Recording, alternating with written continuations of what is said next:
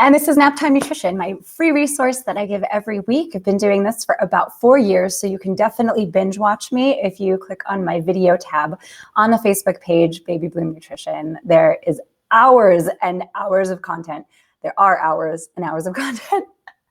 Anyway, today we're talking about allergies and food restrictions and isolation. And this is mainly targeted at kids and children who are preschool or more school age, but a lot of this does have to do with adults too. And a lot of people who have been living with food allergies or other dietary restrictions can probably relate a lot to what I'm going to be talking about. So here's the thing. There's been an uptick in allergies, or the recognition of allergies, and also the recognition of food intolerances.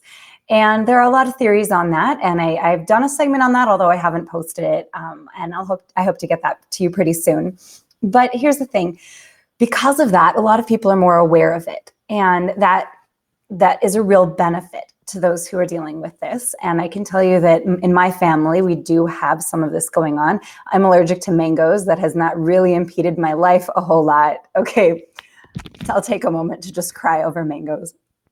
Okay, fine. But we keep kosher, and my boys go to public school. And because of that, there have been a lot of obstacles, class parties and celebrations and holidays that aren't necessarily ours, where they're presented with things that are not allowed within our religious dietary restrictions. So how do you send your kids to school and have them not feel isolated and have them not be the target of bullying when you have religious restrictions or ethical restrictions or medical restrictions in their diet? So let's talk about it. And first, a word from our sponsor.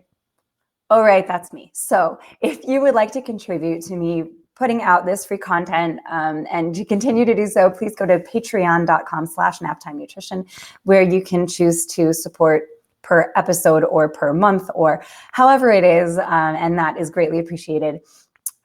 Okay, so back to the topic.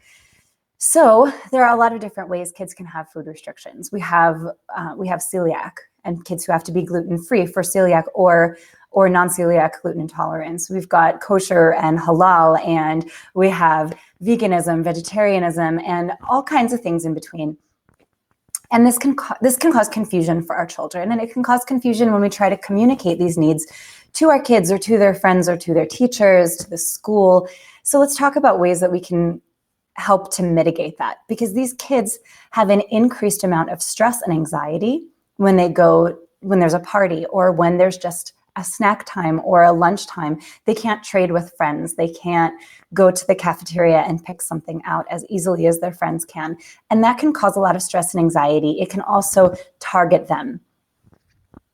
So some schools have come up with this idea where they have zones of isolation, the zones in the school for kids who have particular food allergies. Let's just say peanuts, because that is one of the most common targeted allergies.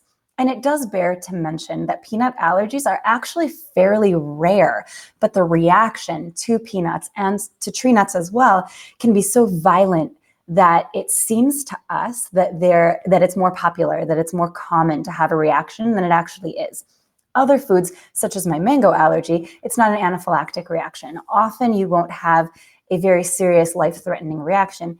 Doesn't mean that you can tell your child to try it. It's also dangerous, but that explains why our focus is so heavily on peanuts and tree nuts.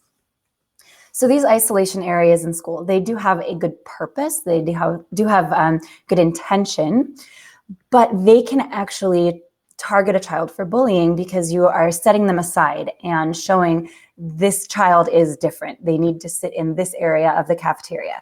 So this is not something that I advocate as far as how schools handle allergies. The best way is to teach all kids, whether they're affected personally by allergies or not, teach them what allergies are.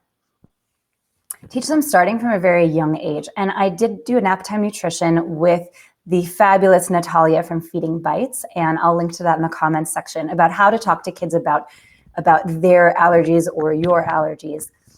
But it's very important that starting from a very young age, you discuss food allergies with kids, either so that they understand their own restrictions and what could happen at an age-appropriate level, or so that they understand what could happen to another child.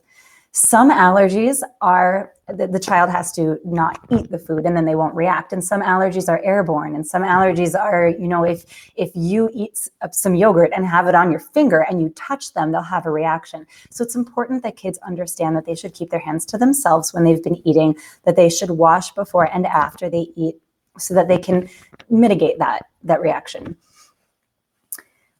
Pack lunch.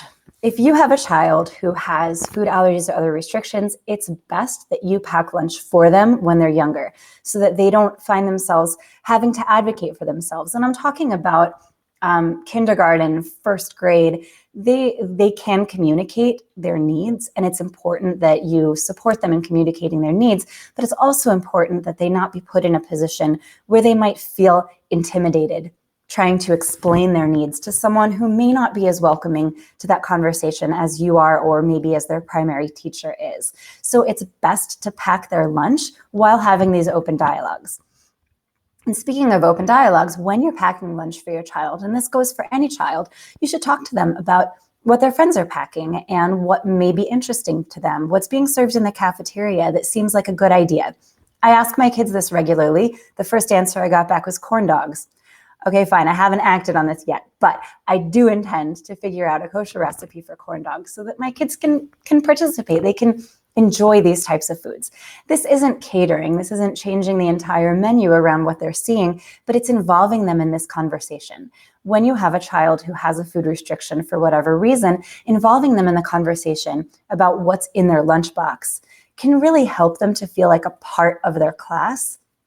And when they have foods that are obviously different and look different and taste different and maybe smell different, that furthers, that compounds that feeling of isolation. So it's really best, regardless of whether your child has an allergy or a food restriction or not, to involve them in that conversation so that they feel like they're part of it. As they get older, you want to involve them more and more. In fact, it's great to have a snack basket, and you can say, pick 2 snacks to take with you for lunch. And you can have different baskets, and like, here's a fruit basket and a veggie basket and then a granola bar basket, and you can pick one from each, however it works in your family. But it's great to have your kids involved in what's in their lunch. It's just that much more important if they're dealing with a food allergy or other dietary restriction. Classroom celebrations can be really challenging. Even when you have a teacher who wants nothing more than to include your child, sometimes that can even work against you when there's a lack of understanding of all of the details that go into that food restriction. So it's best to find out about these things ahead of time, to have an open dialogue with the teacher about when these celebrations are going to occur and what types of foods are going to be there, so that you can provide a gluten-free donut or a kosher apple pie. Whatever's going on in the class, it's best to be prepared so that you can provide your child with a similar experience that their classmates are enjoying, and one that doesn't single them out quite as much. That's going to be really much more comfortable for them. Helping to create a support system. Allergies are so common now, and also religious dietary restrictions or ethical decisions, that you can probably find another adult at that school where you can create a relationship between your child and that adult. So if they're feeling isolated, it creates a safe space for them. They can contact that adult and they can say, I'm feeling isolated, or I'm having a sad moment, or just this is what happened, or maybe just I need a hug. It's very important for children to feel supported and safe, especially when they're dealing with a food restriction. Involve the teachers. Talk about allergies, just like they have a health unit. Every age has a health unit, and they discuss health at an age-appropriate level.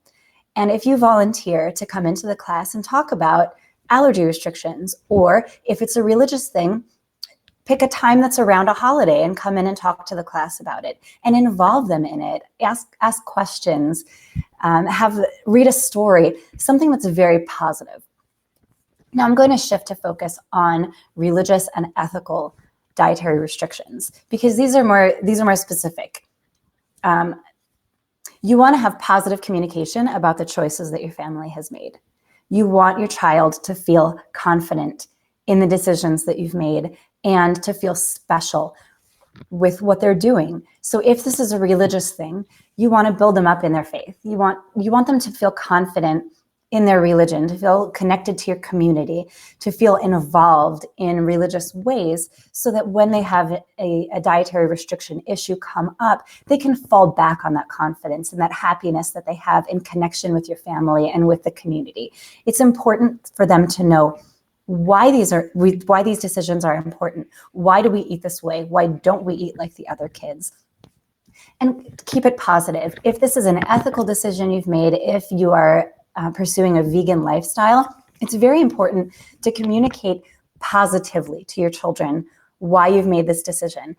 And especially with something like a religious dietary restriction or an ethical dietary restriction, you want to communicate it in a way where your child feels built up, but it doesn't get down on other children or other families who are making different decisions. So for instance, if you're vegan, you're going to take your kids to a farm and show them these are happy animals and this is why we don't eat animals. It's not about what other people are doing or why they're doing what they're doing. It's about positively communicating with your child why you've chosen this way and why you feel that this is the best decision for your family.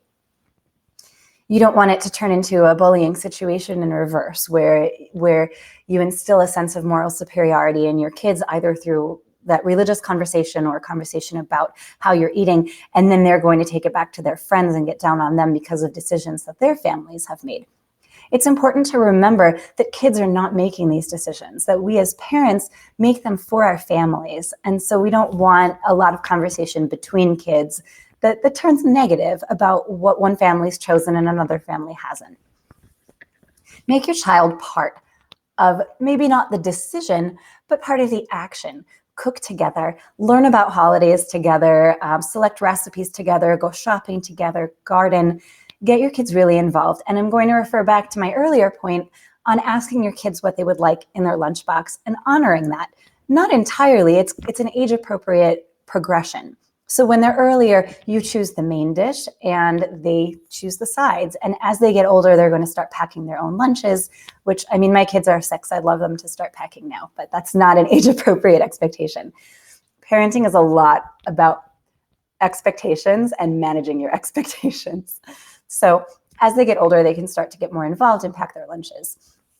Focus on the way these choices build them up and make them part of a community and make them part of a family and make them part of a bigger picture. It's just very important that when facing a potentially isolating situation, kids feel confident in what they're doing and the path that their life is taking. So do everything you can to just build them up and make them feel part of that decision that you've made for your family.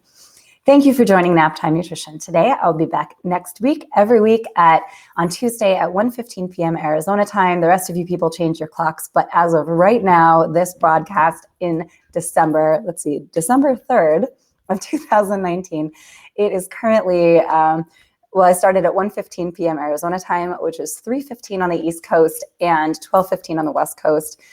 And you can always see my rerun episodes on my Facebook page, Baby Bloom Nutrition, and hit up the video tab to see hours and hours and hours worth of me. If you're in the Phoenix area, come join me at Toddler Test Kitchen. We've got one coming up with the fabulous Nicole this Saturday at the Farm South Mountain. I'll be teaching December 22nd, which is a Sunday. I do all the Sunday classes. And we've got some fabulous recipes coming up. I'm so excited to make something delicious with you. So check out my dates and registration at toddlertestkitchen.net. And if you would like to contribute to what I'm doing and help make it a bit easier, patreon.com/naptimenutrition. If you have any questions, comments, concerns, please hit me up in the comments section or email me at yaffi@babybloomnutrition.com. I will see you next week. You won't want to miss it.